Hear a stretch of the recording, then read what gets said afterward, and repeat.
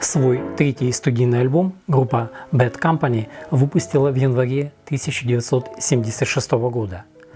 Альбом назывался Run with the Pack. В моей коллекции данный альбом представлен оригиналом, выпущенным в Великобритании. Альбом был записан во Франции с использованием The Rolling Stones Mobile Track в сентябре 1975 года. Над записью также работал звукоинженер Рон Невисон. А микшированием занимался Эдди Крамер в Лос-Анджелесе. Южноафриканский продюсер и инженер звукозаписи Эдвин Крамер родился в Кейптауне. Его родители любили искусство и музыку и были активными противниками апартеида. Поэтому его семья в начале 60-х переехала из Южной Африки в Лондон по политическим причинам. Эдди сотрудничал со многими известными исполнителями, включая Джимми Хендрикса, Битлз, Дэвида Боуи, Роллинг Стоунс, Лед Зеппелин, Эрика Клэптона, Кингс, Кис, Карлоса Сантану и многих других. Он также работал над саундтреками к многим известным фильмам. Кроме того, он был фотографом, благодаря ему сохранились уникальные снимки Джимми Хендрикса, с которым он работал над несколькими его альбомами. The Pack, в переводе «Беги со стаей», был единственным альбомом группы Bad Company, обложку которого не оформляла английская дизайнерская группа Hypnosis. В этот раз обложку оформил английский арт-директор, дизайнер обложек альбомов, графический художник и продюсер и режиссер документальных фильмов Джон Кош. Надо отметить, что Кош был весьма интересной личностью.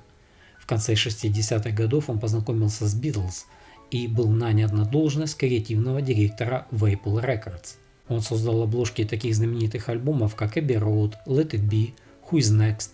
Он работал с такими знаменитыми исполнителями, как Rolling Stones, Джон Леннон, Род Стюарт, Донован, Боб Дилан, Eagles, Ринго Старр, Electric Light Orchestra, Тина Тернер и многими другими. Кош получил 7 номинаций на премию Грэмми и выиграл 3. Он был единственным арт-директором, который работал с Beatles, Rolling Stones и группой Who.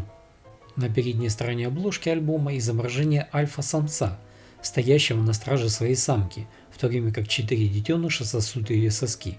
На внутренней стороне разворота альбома Run with the Pack мы видим фотографию группы Bad Company, расположившейся на диване в игровой комнате Swan Song. Это фото сделал знаменитый фотограф Дэвид Александр. Его самые знаковые работы – это обложка альбома «Отель Калифорния» группы Eagles и постер фильма «Терминатор» с Арнольдом Шварценеггером. В сентябре 1975 года группа Bad Company въехала в город Грасс на французской ривьере с Rolling Stones Mobile Track. Там, на благоухающих холмах Грасса, в скромном замке, группа и записала свой третий альбом Run with the Pack. К тому времени 2 года постоянных гастролей наложили отпечаток усталости на работу группы. Хотя на новом альбоме присутствует ряд хороших композиций, но крупные хиты, как на их предыдущих альбомах группы, здесь отсутствуют. Однако классические рок-треки делают его привлекательным. В обзоре альбома в журнале Rolling Stone написали, что Run with the Pack – отличный альбом Bad Company, что он повторяет сырой грубый стиль их дебютного альбома и добавляет новые собственные направления. Журнал утверждает, что, возможно, пластинка является освежающим доказательством того, что рокерам не нужно создавать литературу в своих текстах или культивировать личности, чтобы создавать хорошее искусство. Bad Company – это чисто музыкальный триумф. Голос Пола Роджерса и гитара Мика Ральфса продолжают оставаться основой квартета. Примерно половина Run with the Pack – это громкий, абразивный рок, которым группа больше всего и известна. И не так важно, что некоторые песни здесь напоминают более ранние работы, как то, что каждая из новых песен несет свою собственную жизненную силу и оригинальность. На этом альбоме Ральфс блистал в том, что ранее было его слабой стороной – соло. Ральфс больше не погружается в длинные, чрезмерно басовые, перегруженные вибрато набеги. То, что составляет соло в Live for the Music, по сути представляет собой трехнотный риф, повторяемый снова и снова и отражаемый эхом через петлю ленты. Это проще и бесконечно эффективнее, чем старый подход. Трек Live for Music явно не входит в список лучших работ группы. В Live for Music бас-гитарист Босс Баррелл накладывает мелодичные гармонические линии и заимствует одну из попсовых восходящих фраз Ларри Грэма, и изначальная аранжировка приобретает новый оттенок. В конце песни Роджерс и Ральфс отдыхают, оставляя только барабанщика Саймона Кирка позади Баррелла, чем мясистый бас агрессивно акцентирует ритм. Эти двое заканчивают песню без сопровождения. Небольшая деталь, но звучит хорошо, хотя впоследствии эту песню группа даже исключила из своих концертных выступлений. Вторая песня альбома Simple Man – это классическая баллада Bad Company с оттенком блюза и кантри. Песня Simple Man звучит раскованно, такой себе блюз рабочего класса. Этой песней Ральфс как бы показывает, что он хотя и добился финансового благополучия, он не забыл свои корни. В треке Simple Man Ральфс сочетает акустическую и электрогитару, чтобы улучшить творческий результат, без особых сложностей. Это также первая песня Bad Company, написанная исключительно Ральфсом, которая не взрывается каким-либо образом. Он обычно придерживается громких хитов, таких как Sweet Little Sister. Участники Bad Company понимают, что постоянно повторяющийся шаблон может легко наскучить аудитории, поэтому нужна продуманная аранжировка. Песня Honey Child не получила широкой популярности, когда была выпущена в качестве сингла, но хорошо принималась публикой на концертных выступлениях группы. Далее следует баллада Love Me Somebody с превосходным вокалом Роджерса. Нехватку на альбоме инструментальной виртуозности Ральфса хорошо восполняет Пол Роджерс, как вокальный виртуоз. Он с легкостью бросается в разные настроения, раскрывая свои тембры и энергию, на которые только способен. Фортепиано и органная аранжировка Роджерса напоминает раннего Стива Уинвуда. Заглавный трек Run with the Pack завершает первую сторону альбома. Это мини-эпопея с фортепиано и великолепной аранжировкой струнных. Как-то Роджерс рассказывал в своем интервью: «В моей голове струнные всегда были частью песни. Джимми Горовиц пришел на студийную сессию с магнитофоном в руках и, пока звучала песня, спросил меня, как я хочу, чтобы струны звучали на заднем плане. Я спел ту часть, которую слышал в своей голове, а он пошел и записал ее». Звонкие заполнения Ральфса в заглавном треке являются идеальным фоном для придания сырости этой песни. Трек имеет глубину, зрелость и тонкость, как и многие лучшие образцы рока.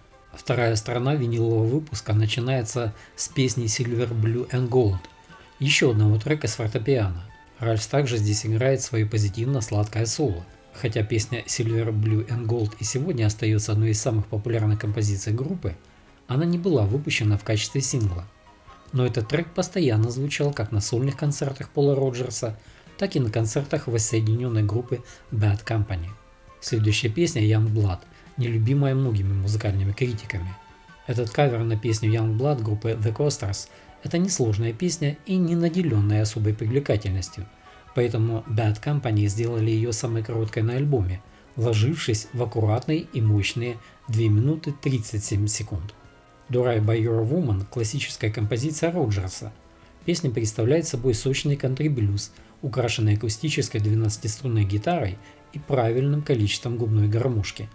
Для записи трека Do Right By Your Woman первоначально планировалось использовать версию, записанную вокруг настоящего костра на открытом воздухе, но потрескивание дров было слишком громким, поэтому отложили этот вариант и использовали студийную запись. Позже оригинальную запись с потрескиванием можно было найти в выпуске антологии песен группы Bad Company. Sweet Little Sister – это еще один хардроковый трек, написанный Ральфсом. Ральфс написал эту песню в гостиничном номере, чтобы выразить свое разочарование в жизни в дороге и потребность в физическом контакте. Больше всего его изводила тоска по дому. Sweet Little Sister Роджерс демонстрирует зажигательную энергию и драйв настоящего рокера. Роджерс пояснил: «В те дни было много кокаина. Это был наркотик по выбору в то время. Я перестал принимать все это в 1976 году и начал чувствовать себя изолированным от группы». Завершает альбом меланхоличная кантри-баллада в изысканном стиле Fade Away. В ней используется хорошая оркестровка. Это самый футуристический трек альбома с лучшими словами: «Я только что начал приключения, слава и удача заставили меня бежать».